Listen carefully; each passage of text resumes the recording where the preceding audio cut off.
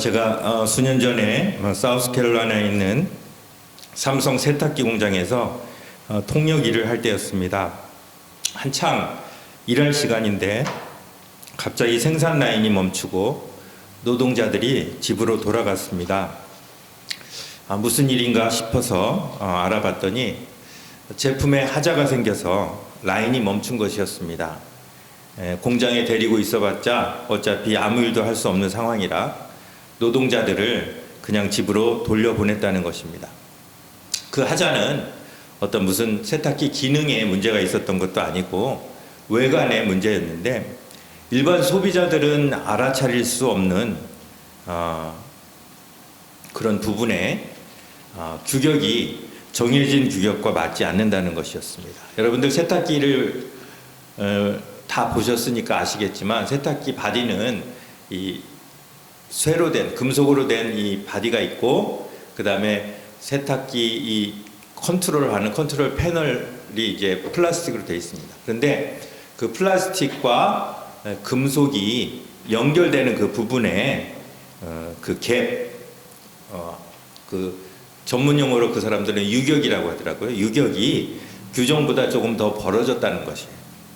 보통 이게 설계대로 잘 맞춰지면 이 플라스틱과 금속이 딱 그 닿는 그 부분이 1mm 이하로 이렇게 되는데 1mm 이상이 되었다는 것이에요.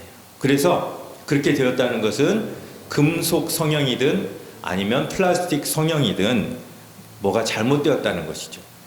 공장의 모든 기계를 멈추고 온 직원이 금속과 플라스틱 성형 파트에 가서 제품을 이리저리 맞춰보고 또 깎아보기도 하고 구부려보기도 하고 또 옛날 물건을 갖고 와서 또 맞춰보기도 하고 결국 이 플라스틱 성형 과정에서 첨가물 배합이 살짝 잘못되었다는 것을 발견하기까지 잠도 못 자고 해결했던 그러한 기억이 있습니다.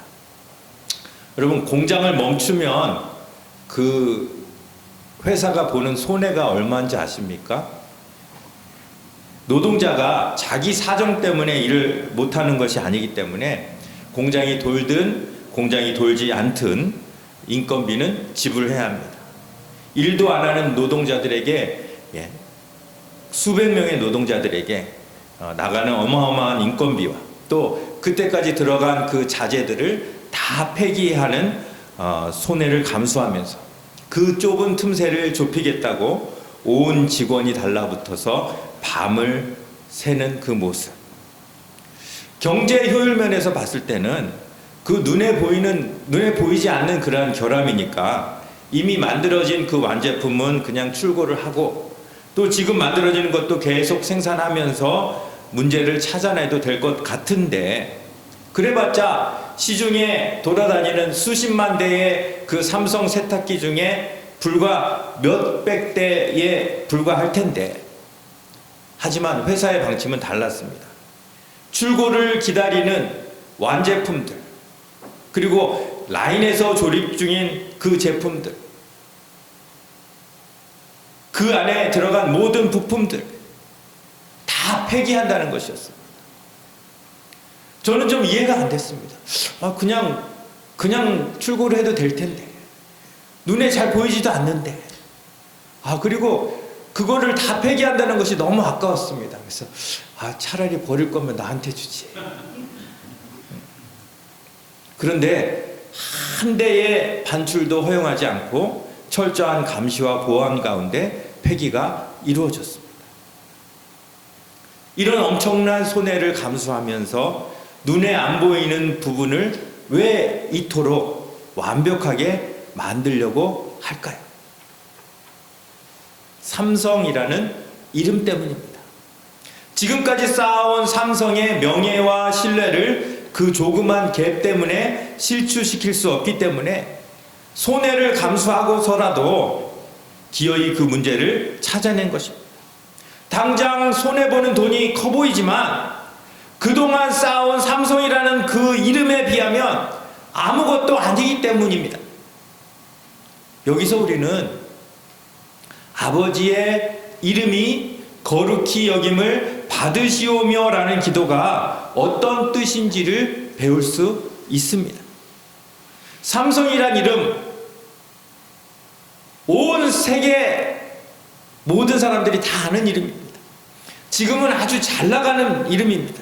하지만 얼마나 더 오래 갈 수 있을지 모르는 그 삼성을 위해서, 그 이름을 위해서 그렇게 애를 쓰고 있다면 삼성과는 비교할 수 없이 크고 영원한 하나님의 이름을 위해서 우리가 무엇을 어떻게 해야 할지를 답이 나오기 때문입니다.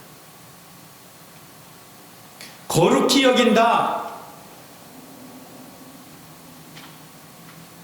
이미 만들어진 제품을, 이미 다 이루어진 일들을 다 버릴 수 없는, 폐기할 수 없는 용기가 없다면 삼성이란 이름이 지켜지지 않을 것입니다.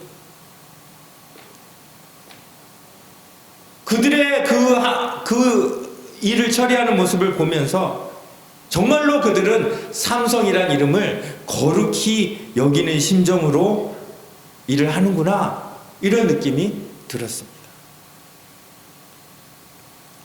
아버지의 이름이 거룩히 여김을 받으시오며 라는 의미가 무엇인지 이해가 잘 안 되시는 분이 계시다면 오늘날 삼성을 비롯한 수많은 기업들이 자기 이름을 위해 무슨 일을 하는지를 보십시오.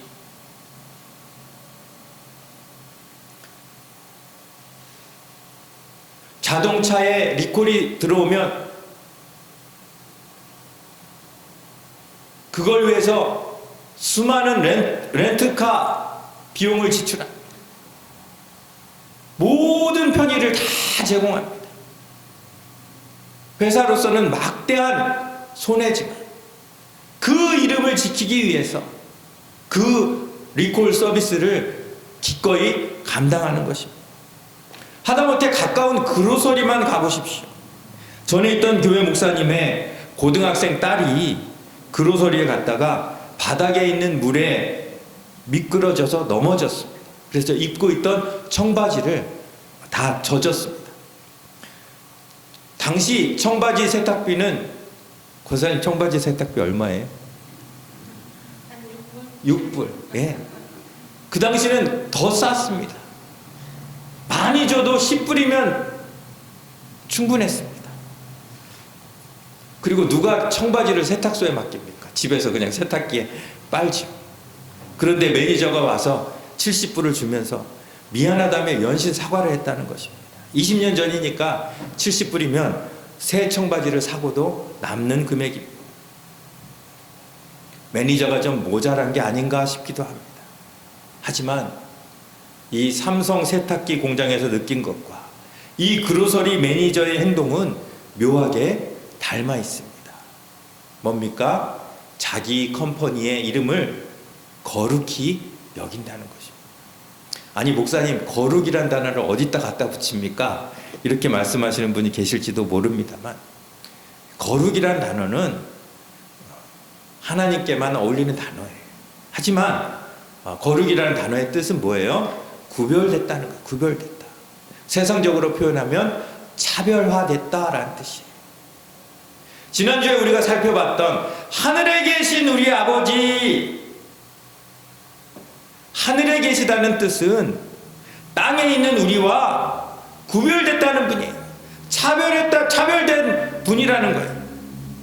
우리가 차별화해서가 아니라 하나님은 이미 존재적으로, 능력적으로 우리와는 차별화된 존재이십니다. 그렇기 때문에 하나님은 우리 인간과 구별된 거룩한 분이에요. 우리 인간이 만든 어떤 우상과도 비교할 수 없는 차별화된 분이 바로 하나님이에요. 하나님을 그렇게 여기는 것이 하나님의 이름을 거룩히 여기는 것이에요. 삼성을 비롯한 모든 컴퍼니가 가장 중요하게 여기는 모토가 뭡니까? 우리 회사는 다르다, 차별화입니다. TV 광고를 보십시오. 어떤 광고가 우리 제품은 이 제품하고 같습니까? 같습니다. 이렇게 광고하는 제품이 어디 있습니까? 우리 제품은 다릅니다. 우리 회사는 다릅니다. 서로 차별화를 주장합니다.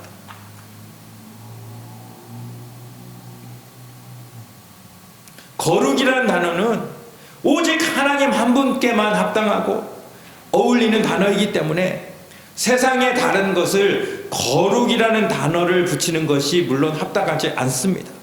그런데 거꾸로 생각해 보십시오. 거룩이라는 단어가 합당하지 않은 회사들조차도 자기 이름을 위해 이토록 눈물겨운 사투를 벌이는데 우리는 하나님의 그 거룩한 이름을 위하여 어떤 사투를 벌여야 하겠습니까? 곧 없어질 삼성이라는 이름을 위해서도 그런 손해를 감수하는데 여러분은 영원한 하나님의 그 이름을 위하여 어떤 손해, 어떤 희생을 감수하시겠습니까? 아버지의 이름이 거룩히 여김을 받으시오며 라는 기도 가운데 예수님이 우리에게 하시는 질문을 정확하게 짚어낼 수 있어야 합니다.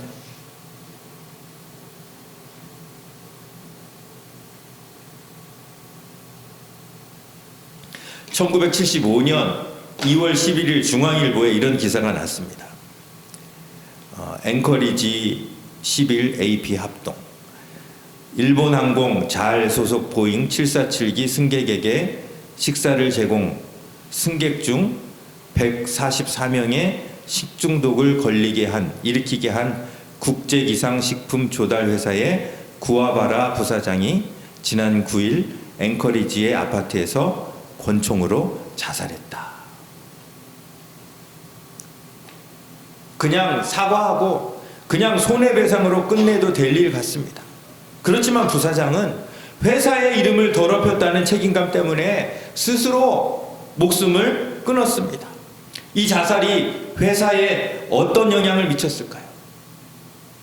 이런 비정한 회사는 더 이상 이용할 수 없다라는 반응이 아니라 이런 일 때문에 부사장이 자살하는 회사라면 앞으로는 이런 일이 절대 벌어지지 않을 것이라는 확신을 소비자들에게 오히려 심어주었다는 것이에요. 이 사람의 자살로 회사는 더 큰 신임을 얻고 더 번창하게 되었다는 것이에요. 이 사람은 자신의 생명을 바쳐서 회사의 이름을 살렸습니다. 그렇다면 우리 틈만 나면 아버지의 이름이 거룩히 여김을 받으시오며 라고 기도하는 저와 여러분들은 이 아버지의 이름을 위해서 무엇을 바치시겠습니까? 이름은 그냥 호칭이 아닙니다. 이름에는 우리가 숫자로 셀 수 없는 가치가 그 안에 들어있습니다. 그래서 요즘에는 그냥 이름이라고 안 하고 뭐라고 하죠? 브랜드 가치 이렇게 이야기하죠. 이름에는 가치가 들어가 있는 거죠. 모든 사람들은 날 때부터 뗄래야 뗄 수 없는 두 가지 이름을 갖고 태어납니다. 하나는 가문의 이름, 즉 자기의 성이고요. 성. 그리고 또 하나는 나라의 이름입니다. 그래서 어른들은 아이가 자랄 때부터 그 이름에 가치를 부여하고 가문과 나라를 위해서라면 죽어도 좋다라는 생각을 심어줍니다. 반대로 집안 망신, 나라 망신 시킬 거면 차라리 죽는 게 낫다고 가르칩니다. 우리는 어떤 이름으로 지금 이곳에 모여 있습니까? 예수님의 이름. 조금 더 구체적으로 예수님의 이름으로 모인 사람들이 이곳에만 모였습니까? 다른 곳에도 모였죠? 자, 이곳에 모인 사람들은 어떤 이름으로 모였습니까? 길교회라는 이름으로 모였어요. 그러면 이 길교회라는 이름이 빛나기 위해서, 이 길교회라는 이름이 정말 거룩하게 여김을 받기 위해서는 나는 어떤 손해, 어떤 희생을 감수할 것인가 한번 생각해 보자는 것이죠. 교회라는 이름이 망령되이 일컬어지고 교회라는 이름이 사람들에게 업신여김을 당하는 것은 그냥 교회로 끝날 문제가 아니죠. 사실은 하나님과 직접적인 연관이 있는 것입니다. 지난주에 성도들 사업장 신방을 하는데 어떤 분이 이런 말씀을 하셨어요. 매일 저녁 일에서 돌아와 성경 읽기 숙제를 하는데 어떤 때는 너무 피곤해서 비몽사몽으로 한다는 것이에요. 그런데도 해야 할 이유가 있다는 것이에요. 그 이유가 뭔지 아십니까? 내가 안 하면 또 누가 하겠는가? 나라도 해야 되지 않겠는가? 하면서 힘들어도 하신다는 겁니다. 그 말씀을 듣는데 참 은혜가 됐어요. 위로가 됐어요. 정말 길교회를 사랑한다면 우리에게 이런 마음이 있어야 되지 않겠습니까? 내가 안 해도 할 사람 많아. 이런 생각으로 어떻게 우리가 길교회란 이름을 빛낼 수 있겠습니까? 마찬가지입니다. 우리가 진정으로 아버지의 이름을 거룩히 여김을 받으시기를 원한다면 어떤 손해가 와도 어떤 이 기성을 요구받아도 그 이름을 위하여 기꺼이 감당하겠다는 각오가 그 기도 가운데 담겨 있어야 하는 것입니다. 자, 제가 이름은 단순한 호칭이 아니고 가치가 담겨 있는 것이라고 말씀을 드렸는데, 그러면 여기서 예수님이 말씀하시는 하나님의 이름에 담긴 가치가 무엇일까요? 이미 같은 문장에 말씀하신 것처럼 하나님의 이름의 가치는 어디에 있어요? 거룩에 있어요. 거룩.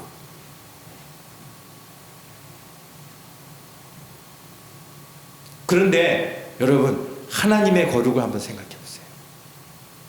자, 하나님 거룩하신 분이에요. 그런데 이 거룩을 위해서 하나님이 무슨 일을 하세요? 나는 거룩하다.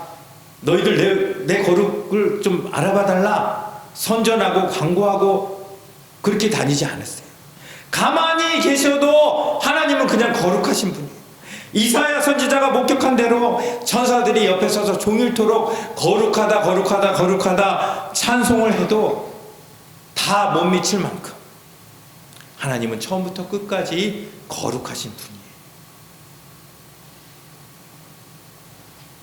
그 어느 누구도 하나님의 그 거룩성을 훼손할 수가 없어요.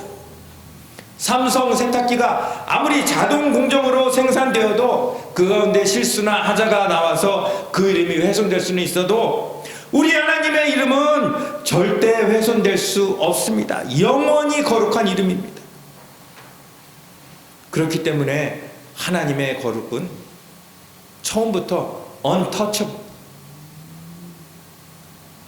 아무도 건드릴 수 없는 거룩이에요. 그런데 모든 피조물 가운데서 유일하게 하나님의 거룩성에 영향을 미치도록 허락하신 존재가 있습니다.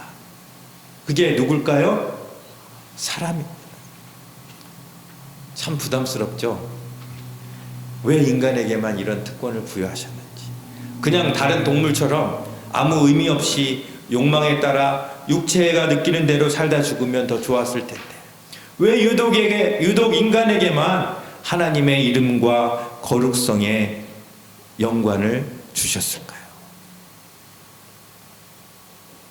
그 이유가 뭘까요? 자기는 선대를 키우기 때문에. 하나님은 선대를 키우기 때문에. 예. 장로님 꼭 제 원고를 보신 것 같아요. 하나님께서 그의 형상으로 만드신 유일한 피조물이 인간이기 때문입니다. 우리를 당신의 형상으로 만드시고 하나님은 뭐라고 말씀하세요? 시편 2편 7절에 너는 내 아들이라 내가 오늘 내가 너를 낳았도다 라고 우리에게 말씀하십니다. 사자가 토끼를 잔인하게 잡아먹었다고 하나님의 거룩성에 영향을 미치지 않습니다. 사자가 자기들끼리 권력 다툼을 벌이고 영역 싸움을 하면서 서로 싸우고 죽인다고 하나님의 거룩성이 훼손되지 않습니다. 하지만 사람은 다르다는 것이죠. 사람이 사람에게 어떻게 하느냐에 따라서 하나님의 거룩성이 유지되기도 하고 훼손되기도 한다는 것이죠. 그렇기 때문에 우리가 예배에 나와 찬송하며 예배하며 하나님의 거룩성을 높이는 것도 중요하지만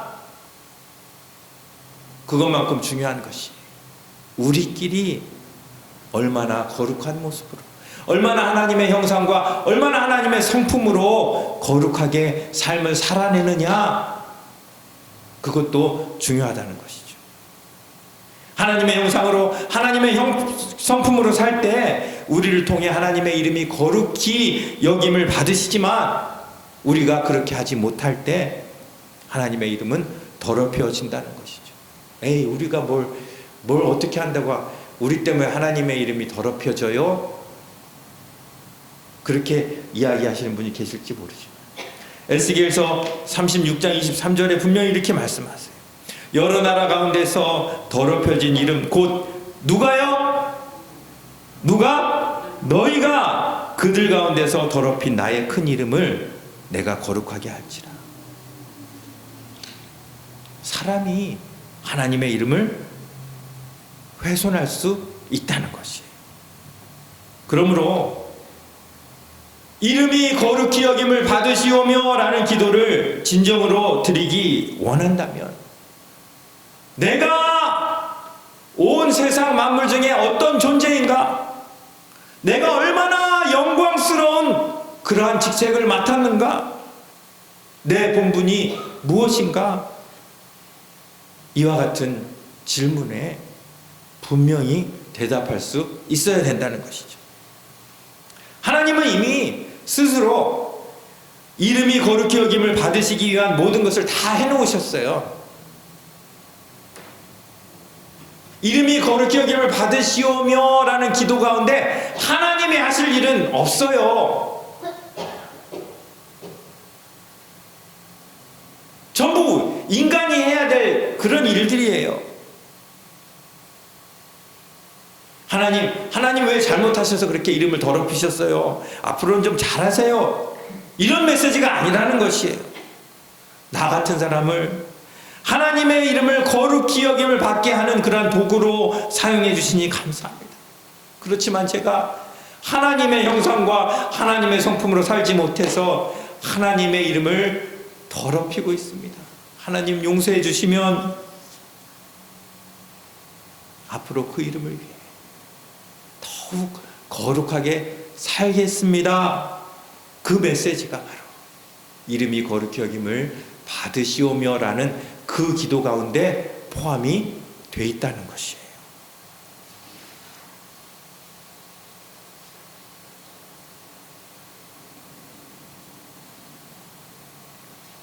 하나님이 당신의 형상을 따라 인간을 지으시고 인간을 만물의 영장으로 세우실 때에는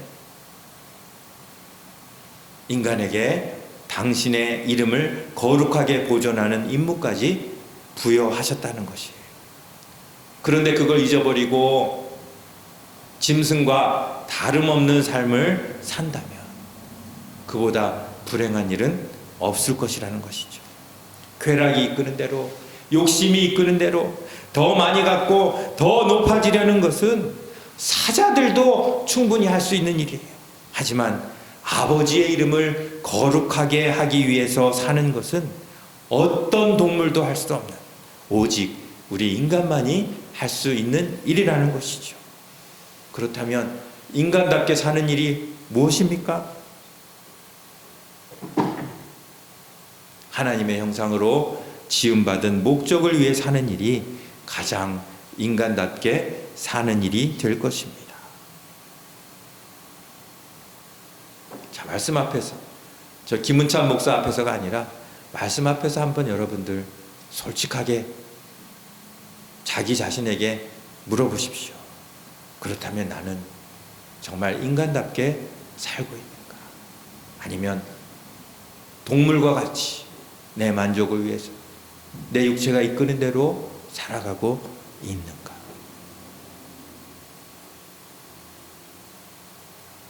세상의 다른 종교들은 윤리적으로, 도덕적으로 완전하게 살아야 한다고 가르칩니다. 자, 그러면 윤리적으로 도덕적으로 완벽하게 살면 그 삶 때문에 하나님의 이름이 거룩해질까요? 에베소서 1장 3절부터 5절 말씀인데, 자, 우리 한번 같이 읽어보겠습니다. 시작. 찬송하리로다. 하나님 곧 우리 주 예수 그리스도의 아버지께서 그리스도 안에서 하늘에 속한 모든 신령한 복을 우리에게 주시되, 곧 창세전에 그리스도 안에서 우리를 택하사 우리로 사랑 안에서 그 앞에 거룩하고 흠이 없게 하시려고 그 기쁘신 뜻대로 우리를 예정하사 그리스도 말미암아 자기의 아들들이 되게 하셨으니. 예? 제가 노란 글씨로 쓴 3절에 나오는, 한번 같이 읽어볼까요? 3절에 나오는 노란 글씨 시작. 하늘에 속한 모든 신령한 복. 예. 하늘에 속한 모든 신령한 복.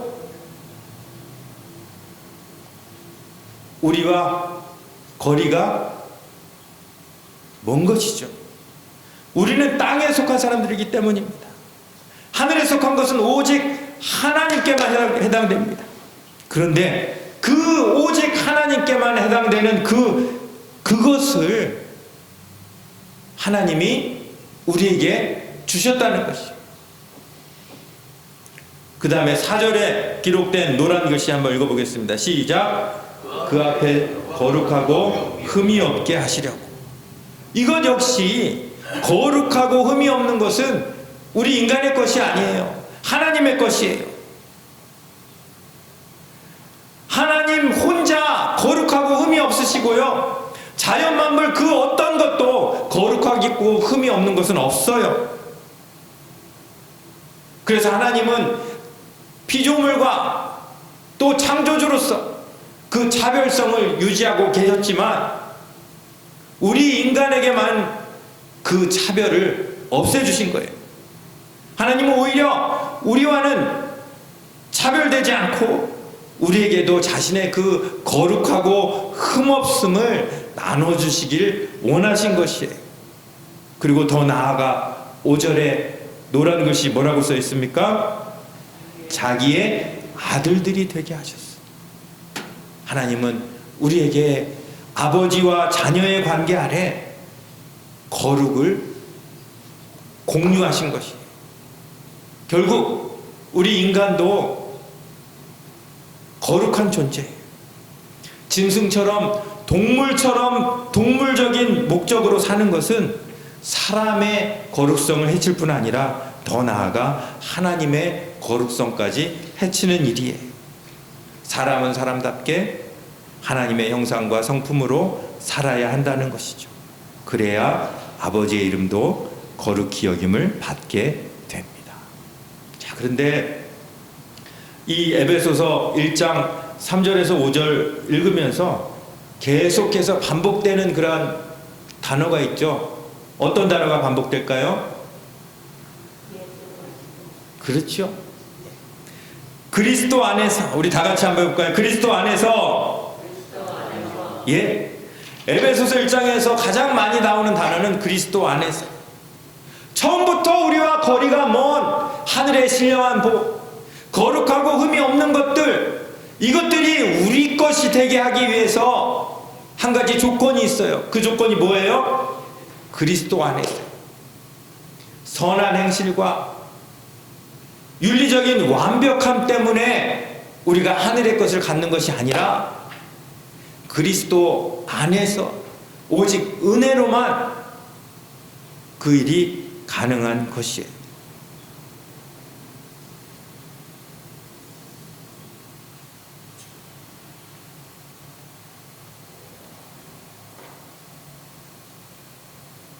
그러므로 이름이 거룩히 여김을 받으시오며 라는 기도는 결코 가볍게 할 수 있는 그런 기도가 아닙니다. 내가 그 삶을 살겠다는 의지와 결단을 요구하는 기도입니다. 여러분은 아버지의 이름이 거룩히 여김을 받게 하기 위해서 무슨 일을 해보셨어요? 어떤 삶을 살고 계세요? 가만히 있어도 하나님의 거룩성이 유지될까요? 하나님은 가만히 계셔도 거룩하십니다. 하지만 그 거룩성을 유지하기 위해서 우리는 피나는 노력을 해야 한다는 것이죠. 우리는 땅에 있기 때문에 땅의 것만 바라보고 땅의 것을 소망하게 되어 있어요. 그렇기 때문에 가만히 있으면 결국 하나님의 거룩성에서 멀어지는 삶을 살 수밖에 없습니다. 하나님의 이름이 거룩히 여김을 받게 하기 위해서는 끊임없는 노력이 필요합니다. 그 이름을 위해 손해를 감수하는 삼성의 이야기를 기억하시기 바랍니다. 하나님의 이름을 위해 살기 원한다면, 동물처럼이 아니라 인간처럼 살기를 원한다면 어떤 손해와 희생도 기꺼이 감당해야 합니다. 그 이름을 위한다면 어떤 영적인 전투도 마다하지 않아야 합니다. 내 몸이 이끄는 대로, 몸이 편한 대로 산다면 우리는 절대 그 이름을 위해 살 수 없을 것입니다.